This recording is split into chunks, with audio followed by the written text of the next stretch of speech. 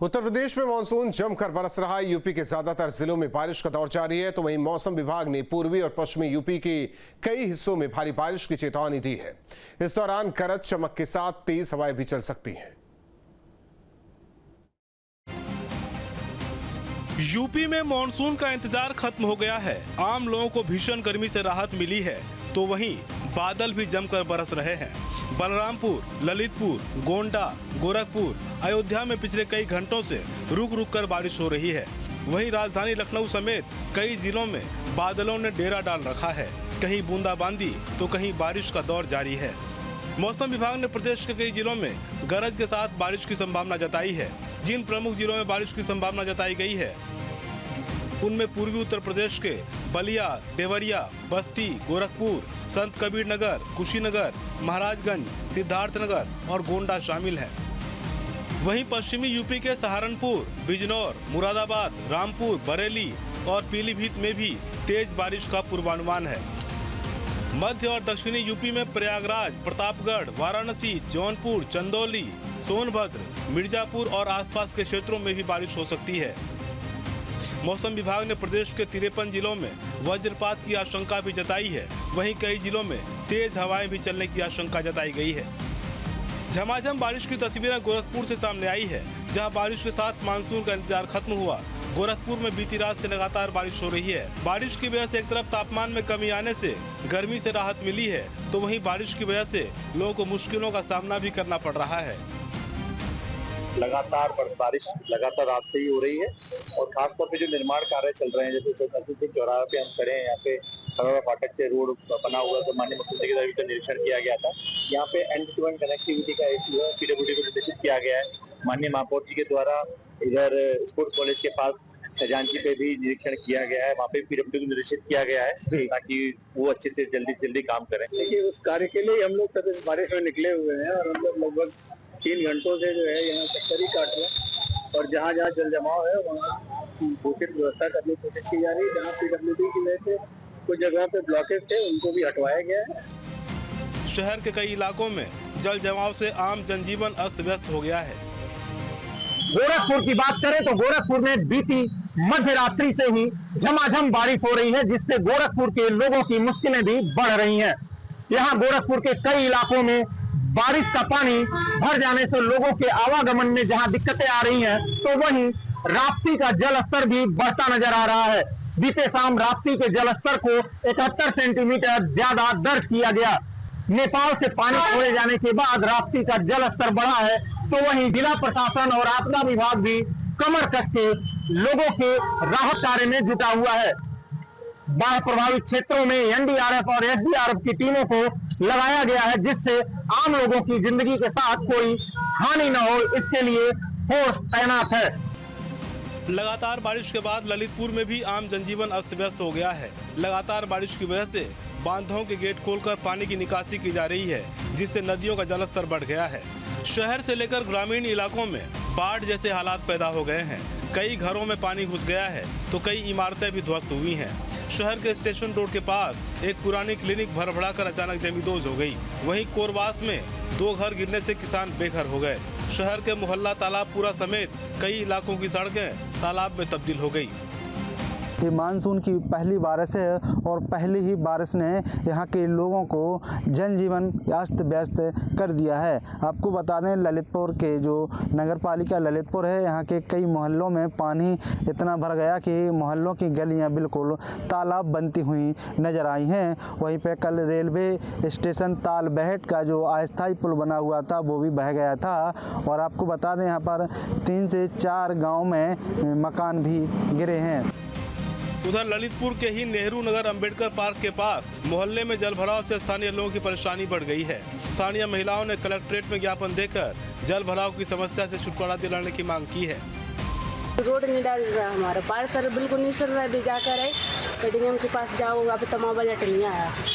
परेशानी है कि बच्चा लोग नहीं कर पा रहे हैं, हम और कर पा रहे हैं, गली में हम कर ही नहीं पा रहे हैं। समस्या ये है कि रोड नहीं डल रहा है, बहुत परेशान हो रहे हैं, बच्चा नहीं कर पा रहे हैं, बहुत पानी भर रहा है। अभी बरसात हो रही है, बहुत पानी भरा है, भरा है पानी, कोई नहीं कर पा रहा।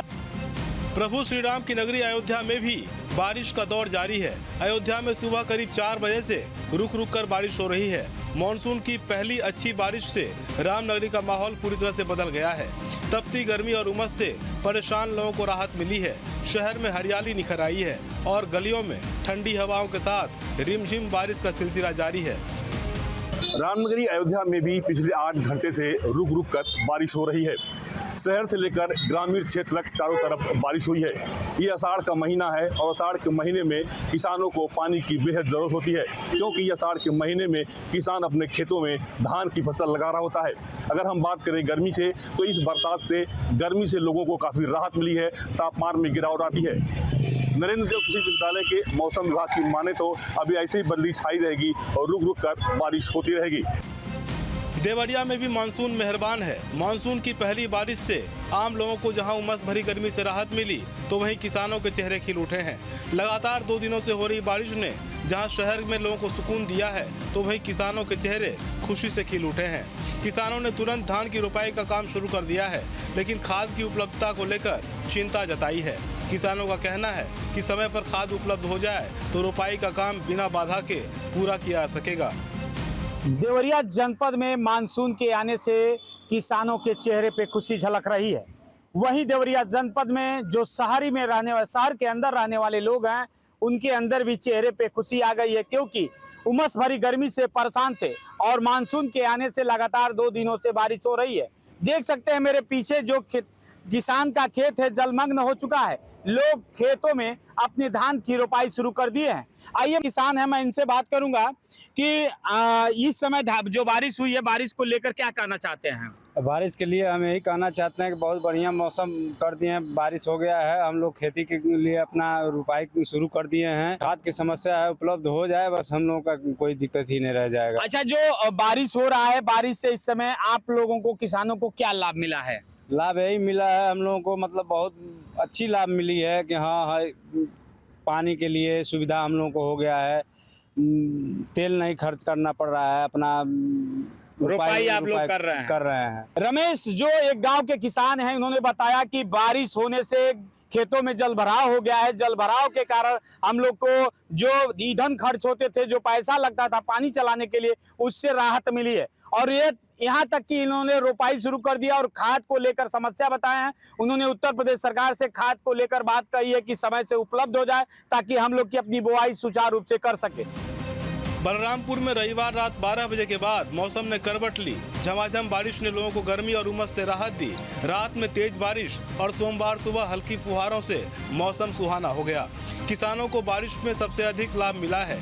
जिले में कई स्थानों पर धान की रोपाई चल रही है। कुछ क्षेत्रों में खेत तैयार किए जा रहे हैं। हालांकि बारिश की वजह से ग्रामीण क्षेत्रों में कुछ समस्याएं भी हैं। कई गाँवों की टूटी सड़कों पर जलभराव हो गया है। पानी और कीचड़ की वजह से लोगों को आवाजाही में भी परेशानी हो रही है। जिन गांवों में सड़कों की मरम्मत नहीं हुई, वहां स्थिति ज्यादा खराब है। उत्तर प्रदेश के बलरामपुर जिले में सायंकाल से ही लगातार हो रही मूसलाधार बारिश से जनजीवन अस्त व्यस्त हो चुका है। बात करें कि बढ़ते तापमान में गिरावट आई है, तो वहीं लोगों को गर्मी से राहत भी मिल चुकी है। बात करें किसानों की, तो किसानों के खेतों में जलभराव हो चुका है। अब किसान अपनी रोपाई की तैयारी कर रहे हैं। मौसम में इस तरीके से करवट बदला है कि किसानों के चेहरे पे खुशी की एक चमक दिखाई दे रही है। उत्तराखंड में भी मानसून जमकर बरस रहा है। मौसम विभाग ने 26 जून तक प्रदेश में भारी बारिश की संभावना जताई है। बागेश्वर, पिथौरागढ़ और चमोली जैसे जिलों में ज्यादा बारिश की संभावना जताई गई है। मैदानी क्षेत्रों में भी भारी बारिश के आसार बन रहे हैं।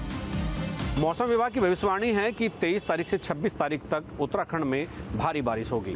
कुछ जिलों में उन्होंने येलो अलर्ट जारी किया है, कुछ जिलों में ऑरेंज अलर्ट जारी किया है। पर्वतीय क्षेत्रों में मूसलाधार बारिश की आशंका व्यक्त की गई है। इसके अलावा जो तराई वाले एरिया हैं, देहरादून, हरिद्वार, उधम सिंह नगर, वहाँ भी भारी बारिश की संभावना व्यक्त की गई है।